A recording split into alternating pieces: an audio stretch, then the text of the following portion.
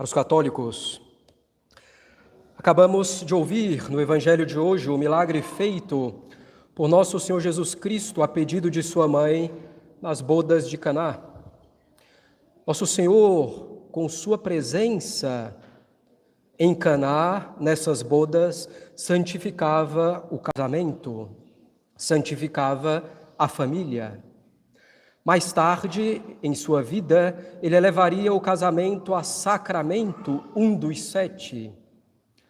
A união exclusiva de um homem e de uma mulher, de um só homem, de uma só mulher, para toda a vida, em vista da geração dos filhos e do auxílio mútuo, é algo santo. Sem o matrimônio, sem a família assim constituída, a sociedade desmorona por completo. Mais uma vez, já falamos da importância da família, que é a base da sociedade. E não se pode insistir suficientemente sobre o assunto. Falamos da família e da sua importância capital para o Estado e para a Igreja. Está claro, falamos da família, a única que existe, pai, mãe e filhos. Marido, esposa, prole.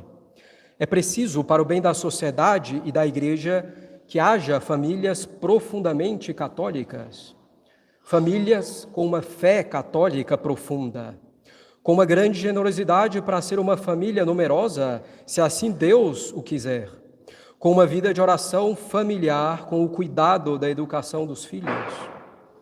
Os pais participam da obra da criação ao gerar os filhos e devem participar da obra da redenção, educando os filhos para Deus.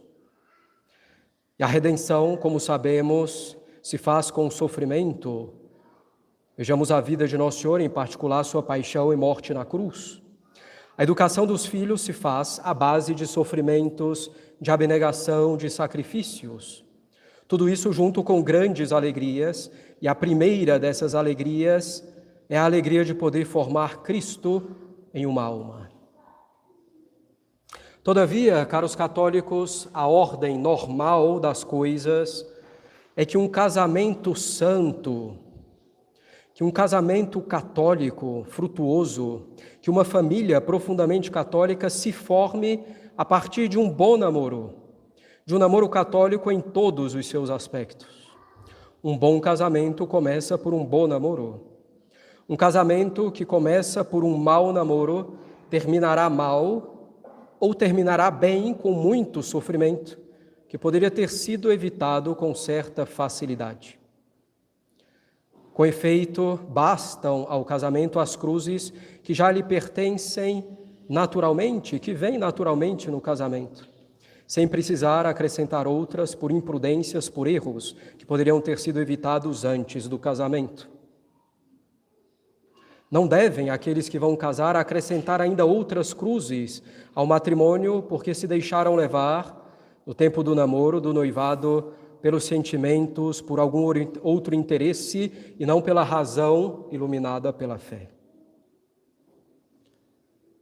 Os jovens, ou todo aquele que pretende casar-se, os jovens devem ter todo o cuidado com o namoro para não prejudicarem a si mesmos, ao próximo e ao futuro matrimônio. Os já casados superem as cruzes do matrimônio com paciência, fé e caridade e saibam instruir os filhos com relação a isso. É preciso conhecer aquilo que a sabedoria da Igreja ensina a respeito desse tempo de preparação para o matrimônio. Um dos motivos pelos quais não temos famílias profundamente católicas é porque não temos bons namoros profundamente católicos. Todavia, as famílias formadas a partir de um namoro inadequado, já formadas a partir de um namoro inadequado, muitas vezes fruto da ignorância, não devem nem podem se desencorajar. Com a graça de Deus e com esforço é plenamente possível remediar isso e formar uma família profundamente católica a partir de agora. Nós já tratamos desse tema anteriormente algumas vezes, inclusive com esse mesmo sermão, Vários de nós, padres aqui da capela, já entramos nesse tema do namoro e o fazemos regularmente porque é importantíssimo. É a base das futuras famílias e as famílias católicas são a base do Estado, da sociedade civil, do nosso país, da nossa pátria e ainda mais importante da Igreja. A primeira coisa que um jovem deve fazer é tomar a decisão a respeito de seu estado de vida, considerando em que estado de vida pode, concretamente, levando em conta quem é, sua história de vida, considerando tudo isso, deve decidir em que estado de vida pode servir melhor a Deus e melhor salvar a sua alma. No sacerdócio, para os homens, na vida religiosa, na vida celibatária, no matrimônio. Aqueles que decidirem pelo sacramento do matrimônio, via comum da vida cristã e de santificação, devem seguir a sabedoria da Igreja quanto à preparação para esse sacramento. O casamento se prepara pelo namoro. É dele então e de algumas coisas conexas que iremos tratar aqui hoje nesse sermão. Não poderemos abordar de forma completa todos os aspectos do namoro, mas daremos algumas boas indicações e necessárias. Quando falamos aqui de namoro, falamos de todo o tempo e de todo o processo que antecedem o matrimônio, incluindo, portanto, namoro e noivado. Caros católicos, o namoro tem por objetivo o conhecimento mútuo entre o rapaz e a moça, para saber se é bom, se é proveitoso que os dois se unam por esse laço indissolúvel até a morte. Esse conhecimento mútuo entre o rapaz e a moça no tempo do namoro não é conhecimento do corpo um do outro, mas conhecimento das qualidades morais e defeitos morais um do outro, do temperamento, da personalidade um do outro e da própria em relação ao outro. É o conhecimento da história do outro, da família do outro.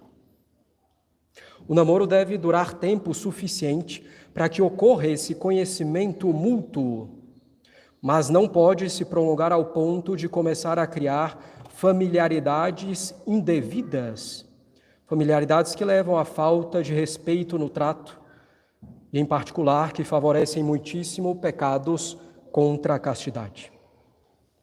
O namoro deve durar, então, é o que se considera normalmente entre 1 e 2 anos. Mais do que isso seria imprudente, pois seria casar com quem não se conhece o suficiente. Seria apostar na loteria e quase certamente perder.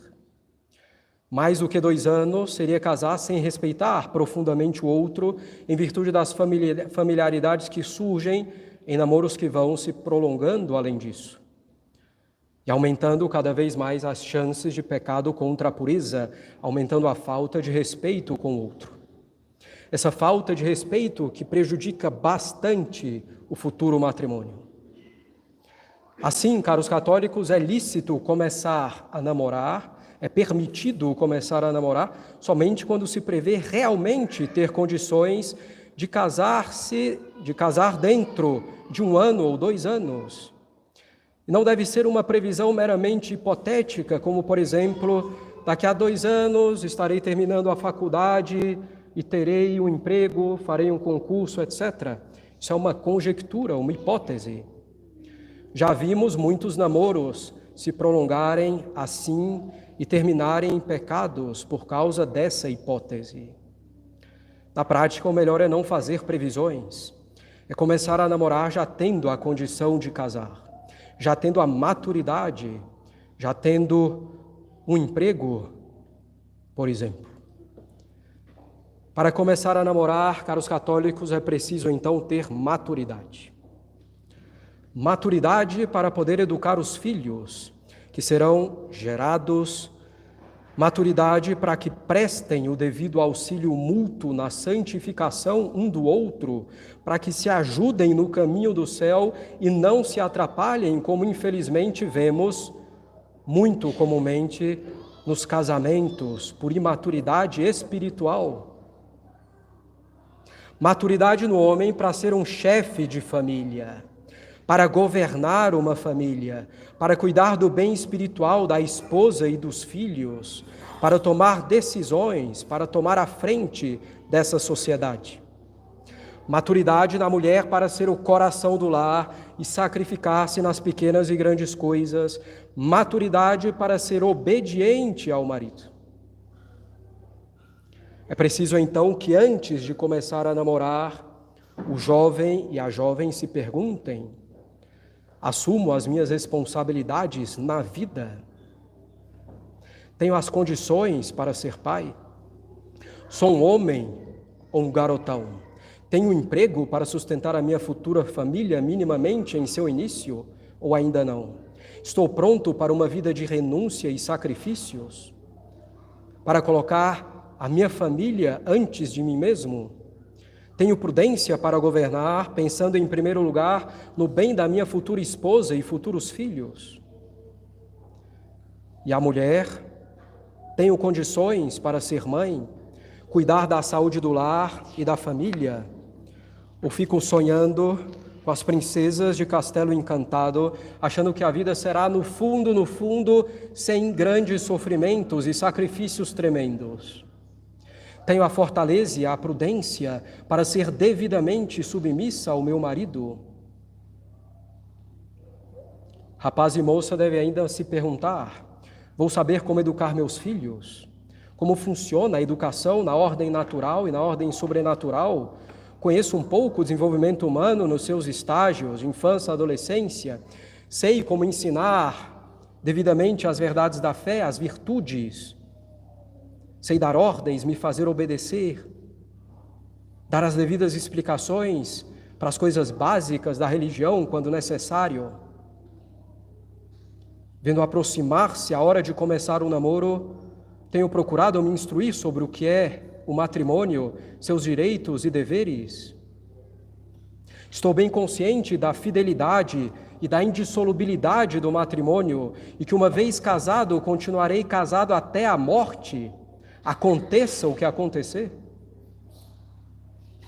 Tenho procurado me instruir em como educar bem os filhos. Considerei sobre as cruzes do matrimônio e como evitá-las ou resolvê-las, como vivê-las bem. Tenho uma vida espiritual sólida, vida de oração regular. Uma disciplina básica de vida, procuro realmente adquirir as virtudes. Vivo em geral seriamente, buscando o céu, procurando praticar as virtudes. Conheço minhas fraquezas, defeitos e luto seriamente contra fraquezas e defeitos. Além disso, qual é a minha condição material? Tenho o mínimo para começar uma família mais ou menos em acordo com minha condição social atual? Ou tenho realmente disposição para viver abaixo dessa condição, eventualmente? Estou pronto para os sacrifícios que serão necessários na vida comum, familiar, que exige tremenda renúncia da vontade própria? Procuro o casamento primeiro para me sentir bem nessa terra, para realizar o sonho de ter uma família e filhos, ou realmente como um meio para servir melhor a Deus e alcançar o céu? Essas são algumas das perguntas que se devem fazer antes de começar a pensar em namorar. E não estamos falando de um ideal inalcançável, mas do mínimo necessário. Se o jovem ou a jovem pensam que o amor sentimental, que o amor um pelo outro irá superar todos os obstáculos, é o sinal mais claro de que não estão preparados para namorar. Para os católicos, o namoro entre um rapaz e uma moça deve começar quando se tem esperança fundada de que possa dar certo. Bem, voltando brevemente nesse tema da maturidade que mencionamos, pode-se ver como é totalmente absurdo começar um namoro hoje, na adolescência, com 18 anos, com 19 anos, com 20 anos que seja. sem ter sequer a maturidade em praticamente nenhum aspecto para casar. Caros católicos, o namoro entre um rapaz e uma moça deve começar quando se tem esperança fundada de que possa dar certo. Não se começa a namorar uma pessoa desconhecida simplesmente porque nasceu um sentimento de uma hora para outra, ou simplesmente porque os dois são católicos e têm a princípio os mesmos pensamentos. O namoro deve começar porque já existe um certo conhecimento entre o rapaz e a moça, e porque já existe uma certa estima e simpatia mútuas entre eles. O normal é que já se conheçam de um saudável e não de ambientes bons. Essa estima, para se começar o namoro, deve ser baseada nas virtudes que o outro tem e não em simples sentimentos. E essa simpatia deve ser a alegria de estar na presença do outro, mas a alegria que decorre da estima, das virtudes do outro e de suas qualidades, e não somente de sua aparência física ou de sua formação cultural. O sentimento pode estar presente, sim, e não é ruim, claro, mas não pode ser o fundamento do relacionamento. Inclusive, seria grande imprudência, grave erro, casar com alguém que, embora tenha grandes qualidades, não se tenha estima por essa pessoa, não se tenha simpatia por ela. Não basta, então, os dois serem católicos para começar a namorar, e nem basta um sentimento para começar a namorar. É preciso que haja compatibilidade das personalidades, e é preciso que haja já esse início de estima e de simpatia com base nas virtudes do outro. Estima e simpatia que deve ir crescendo ao longo de um bom namoro. Está claro, assim, que não se deve começar, nem se deve continuar um namoro já começado quando não se tem estima pelo outro ou quando se tem antipatia pelo outro. Não se deve começar nem continuar um namoro já começado quando o outro tem um defeito moral grave. É, infelizmente, muito comum a pessoa começar o namoro esperando que o outro se corrija desse defeito durante o namoro. Ou casar esperando que depois do casamento a pessoa se corrija desse defeito grave. É uma grande ilusão e imprudência, causa de grandes sofrimentos.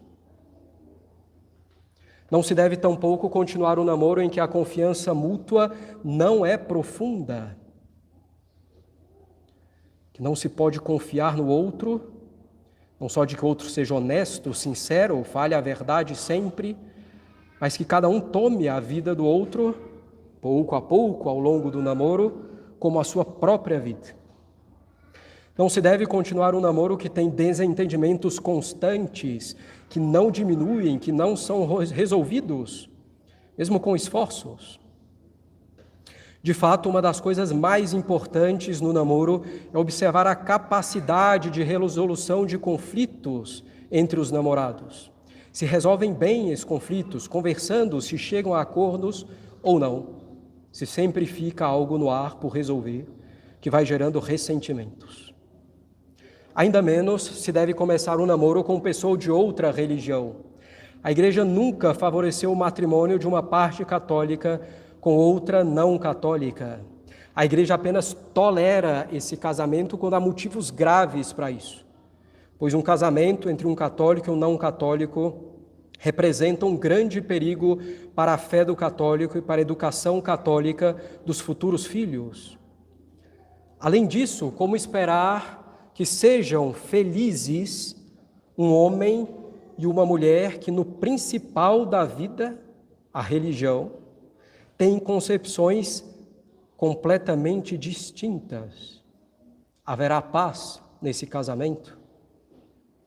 E as diversas questões morais no casamento. A parte não católica as aceitará?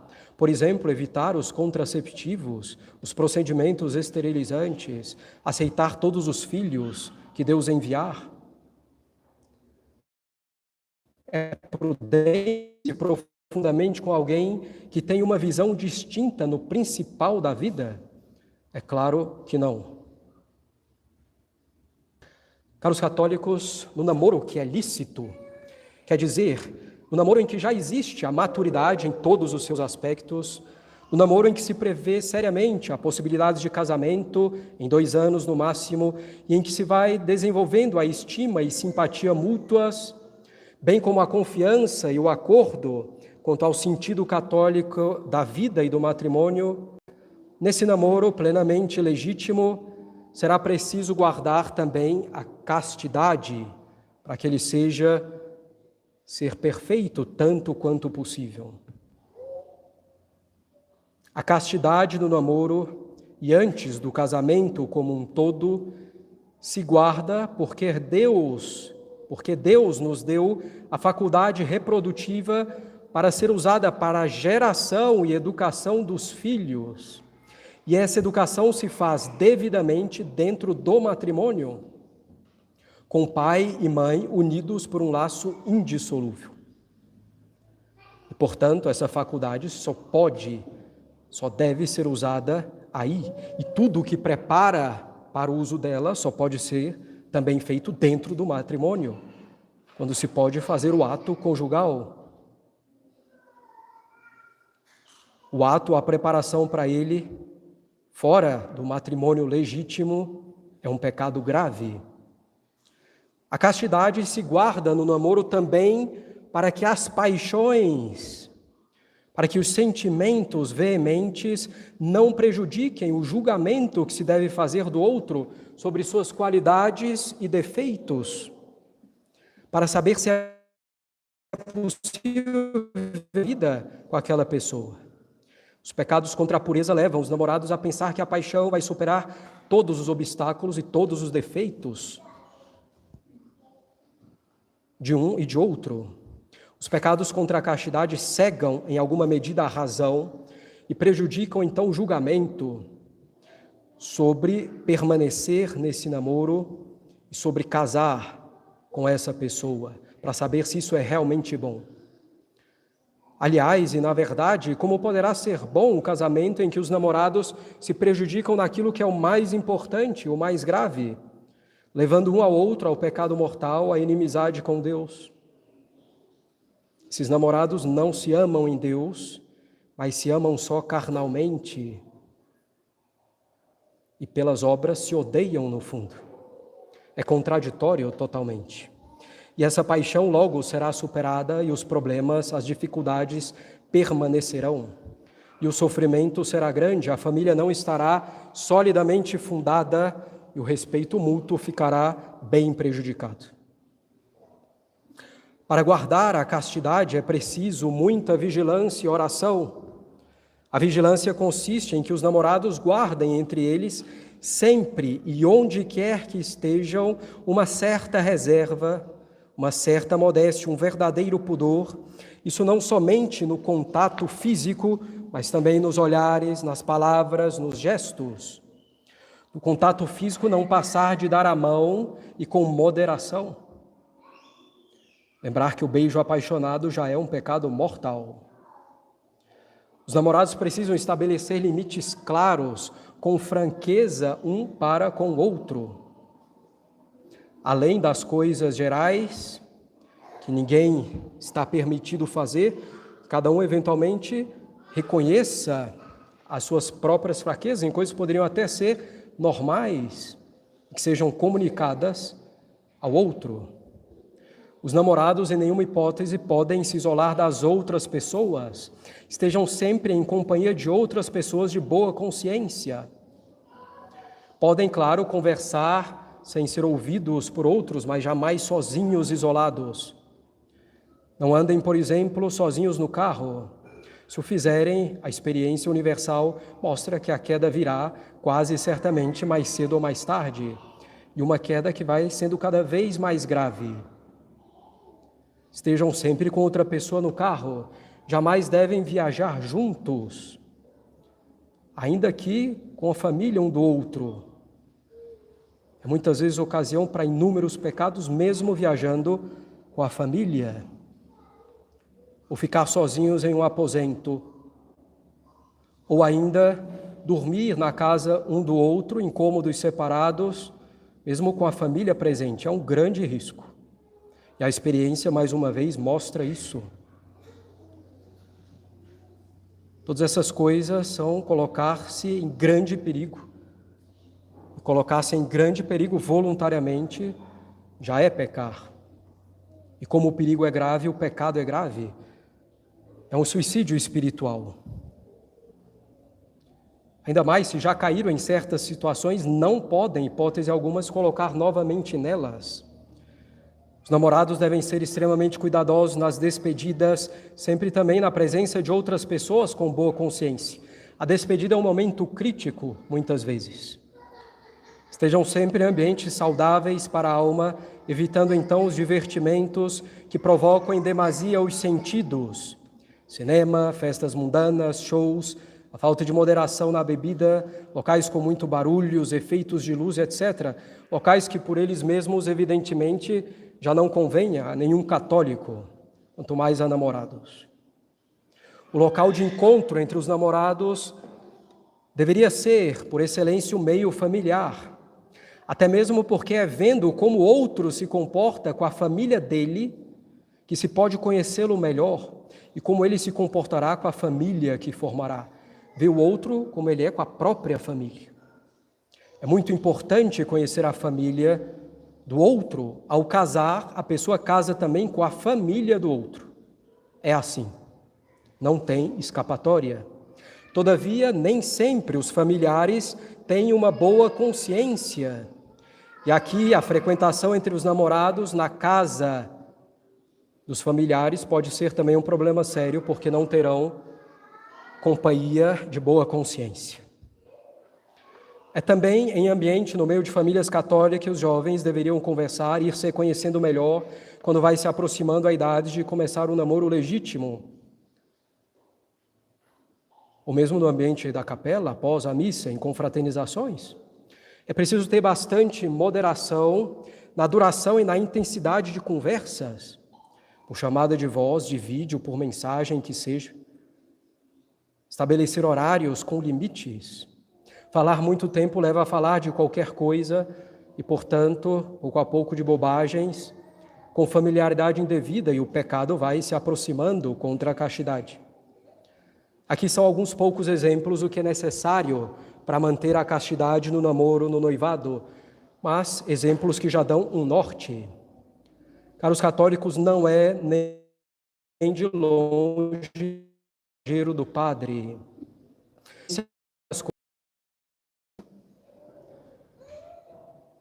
Conhecemos relatos de pessoas que praticaram tudo isso e viveram um namoro casto, até que já perto do namoro, crendo-se talvez um pouco fortes, baixando a guarda, cedendo em alguns pontos, caíram mais gravemente, menos gravemente, mas caíram.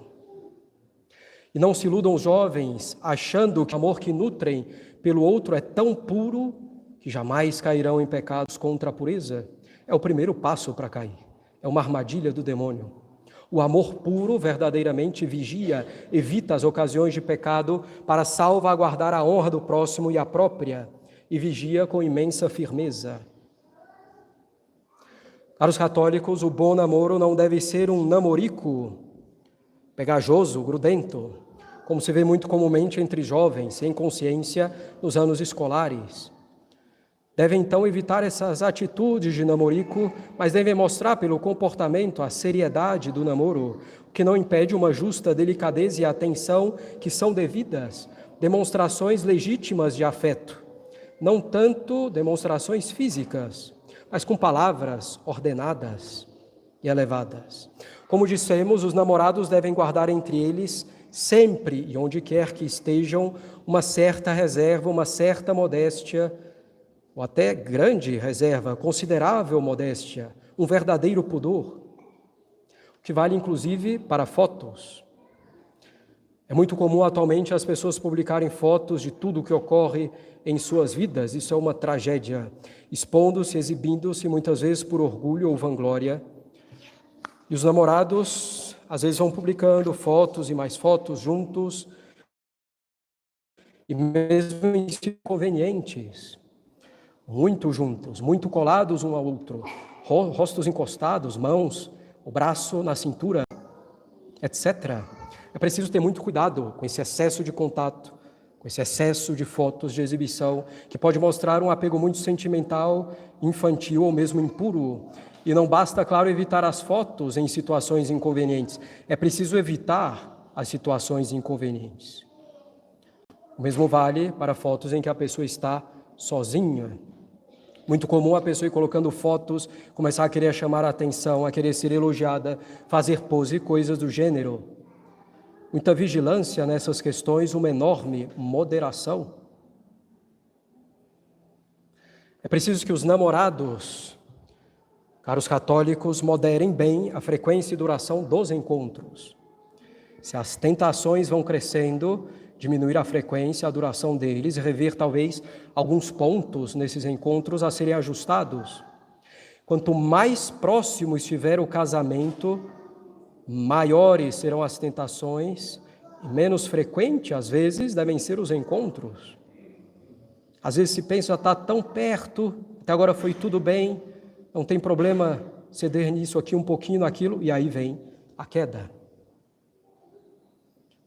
Como mencionamos, conversas por telefone, outros meios devem ser breves, como mencionamos, previstas, limitadas no tempo. Aos namorados não cabe fazer tudo juntos sempre. Muitas vezes, inclusive, devem fazer as coisas realmente separados, ainda têm as vidas separadas. O corpo um do outro, o corpo de um não pertence ainda ao outro. Todo gesto, toda demonstração de afeto que vai nesse sentido é desordenado. Caros católicos, os namorados percebem ao longo do namoro que um futuro casamento não é possível porque falta a estima mútua, a simpatia, a confiança, ou falta o acordo sobre a visão católica do mundo e do matrimônio, ou porque as personalidades simplesmente não dão certo, é preciso terminar o namoro. Será preciso terminar também quando não conseguem guardar a castidade apesar dos esforços. Antecipar um casamento por não conseguir guardar a castidade não é, em geral, uma boa solução. Aliás, muitos pensam que vícios contra a castidade se resolverão simplesmente ao casar. E a realidade é bem diferente.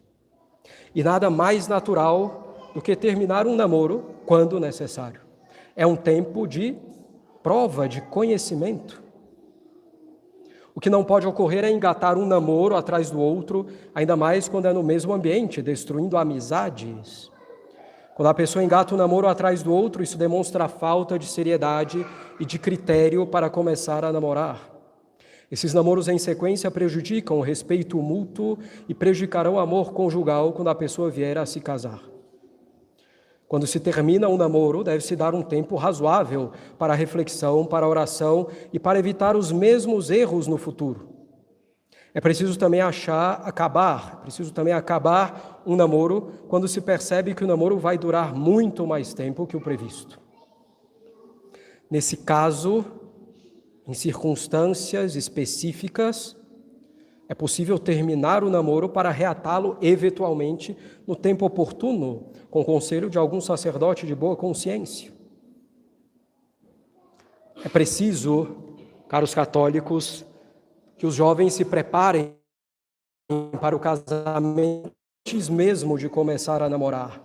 Como dissemos, aproximando-se a idade ou a fase da vida de começar um namoro legítimo, para casar em 1 ou 2 anos, devem os jovens começar a se instruir sobre o matrimônio, sobre seus deveres e direitos, sobre a educação dos filhos. Devem também instruir sobre como deve ser um bom namoro. Devem trabalhar ainda mais arduamente na aquisição das virtudes, na solidez da sua vida de oração. É preciso que se preparem também mantendo relações adequadas com as pessoas do sexo oposto em todos os ambientes em que vivem, mantendo, sobretudo, o devido respeito. Muito comum hoje ver rapazes e moças que já não se respeitam mutuamente na convivência, fazendo brincadeiras desrespeitosas, provocando uns aos outros a ira, fazendo piadas indevidas uns com os outros, conversando sobre o que não devem. E quando digo brincadeiras, piadas ou conversas indevidas, não me refiro somente a coisas contra a pureza, Mas há coisas que levam a perder o respeito pelo rapaz ou pela moça, que demonstram falta de estima, que levam às vezes a perder o respeito até pelo sexo oposto em geral. Muito comum entre jovens provocar o outro fazendo brincadeiras sem graça para chamar a atenção. Fazer provocações assim, como suposto sinal de afeto, leva a essa falta de respeito e não é digno de alguém que quer levar uma vida católica e ter um bom casamento no futuro. E esse respeito fará muita falta em um namoro e principalmente em um casamento.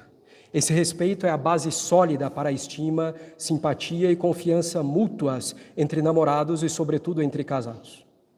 É muito difícil manter esse respeito quando os jovens de sexo oposto se encontram frequentemente completamente sozinhos entre eles, sem adultos de boa consciência por perto. Caros católicos, antes de começar o namoro, é preciso ainda, e vamos chegando ao fim, que rapazes e moças evitem também alguns erros. Um erro comum é a pessoa começar a se desesperar, a ficar ansiosa, porque não encontra uma boa namorada, um bom namorado. E com o desespero a pessoa começa a se expor cada vez mais, querendo de alguma forma chamar a atenção para si. E esse desespero, essa ansiedade, angústia, leva muitas vezes a pessoa a aceitar a aproximação de qualquer um, leva a pessoa a cometer pecados contra a castidade, para, quem sabe, por esse meio, prender a pessoa, supostamente garantir um namoro e um futuro casamento. Esse desespero que leva alguns a casar com qualquer um, que pareça minimamente razoável. Essa ansiedade para casar logo talvez seja mais comum nas moças, mas acontece também com rapazes. É preciso ter muito claro que mais vale ficar sozinho ou sozinha do que casar com qualquer um e ter um casamento extremamente infeliz e conturbado e que dificulte a salvação eterna. Vale mais ficar só do que ter um casamento com cruzes que poderiam ter sido evitadas com prudência. Antes só do que mal acompanhado, como diz o ditado. Não se precipitar, portanto. O tempo do namoro é o tempo de ser muito exigente, de escolher bem. Depois do casamento será o tempo da paciência. É claro que não se deve esperar o homem perfeito, nem a mulher perfeita, que não existem. Mas é preciso ter o mínimo, pelo menos o mínimo de condições para um bom casamento. Maturidade espiritual e de vida de ambas as partes. Estima mútua baseada nas virtudes, simpatia, confiança, acordo profundo quanto à visão de mundo católica, castidade. Estimar as qualidades, conhecer bem os defeitos e ver se tem disposição para conviver com esses defeitos o resto da vida e que serão mais intensos porque estarão mais próximos 24 horas por dia. Não deve, então, haver precipitação na escolha. Mas é preciso também evitar o erro oposto. Sobretudo os rapazes devem evitar o erro oposto. O erro oposto ao da precipitação é um certo erro de não amadurecer. Muitos já atingiram a idade de começar a namorar fisicamente, mas não amadureceram psicologicamente, socialmente, espiritualmente. É preciso buscar esse amadurecimento, assumir responsabilidade, se instruir, levar a salvação realmente a sério, saber lidar com o sofrimento, com as dificuldades, com as frustrações. A imaturidade, mais ou menos voluntária, é uma desordem mais própria dos rapazes e muitas vezes perdura mesmo no matrimônio. Existe também o erro de querer casar com um emprego que permita, desde já, sustentar 10 filhos. A vida não funciona assim.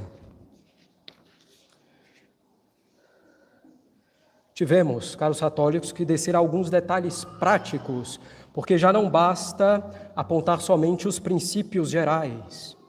Em outros tempos, está a se dar os princípios e cada um tiraria as conclusões corretas. Atualmente, em nossa sociedade moderna ou pós-moderna, lenta na reflexão, formada pelos vídeos cada vez mais curtos, pelos memes, pelas redes sociais, é preciso mostrar também as conclusões mais práticas. Vocês, jovens que me ouvem, têm a oportunidade de conhecer essas coisas que muitos aqui não ouviram e que desejariam talvez ter ouvido no momento oportuno antes do casamento. Vocês têm a graça de poder fazer as coisas bem feitas, desde a escolha do estado de vida até a preparação para ele. Vocês têm a graça de poder fazer uma boa preparação para o matrimônio, se essa for a escolha. Coloquem a mão na consciência. Não desconsiderem o que diz a sabedoria da igreja e o que diz um pai que procura simplesmente repetir essa sabedoria. É para o bem de vocês. Não se deixem levar pela superficialidade ou pela pressão do que todos fazem em nossa sociedade ao nosso redor. Façam o que é certo. Não se deixem levar pelo sentimento, pela ansiedade, pelo desespero de casar, pelo que todo mundo faz. Não se deixem levar tampouco por um desejo de uma segurança 100% total de que tudo vai dar certo, uma segurança que não existe. Preciso reconhecer os defeitos, aqueles que vamos ter de conviver ao longo de toda a vida, coisas que não puderam talvez conhecer ou conhecer tão bem mesmo no namoro, e aceitar como a vontade de Deus. Sejam conduzidos pela razão e pela fé. E, caros jovens, sejam alegres e generosos, como é próprio dos jovens, mas com uma generosidade ordenada pela caridade, com uma alegria não pueril ou infantil, mas madura, uma alegria católica. Procurando com sinceridade observar esses princípios, nós teremos cada vez mais famílias profundamente católicas, alcançando grandes graças para o nosso apostolado e para a nossa sociedade. E os já casados, a partir desses princípios, podem talvez entender melhor as dificuldades que hoje encontram no casamento, algumas delas, e melhor trabalhar essas dificuldades, de acordo com a vontade de Deus. Em nome do Pai, do Filho e do Espírito Santo. Amém.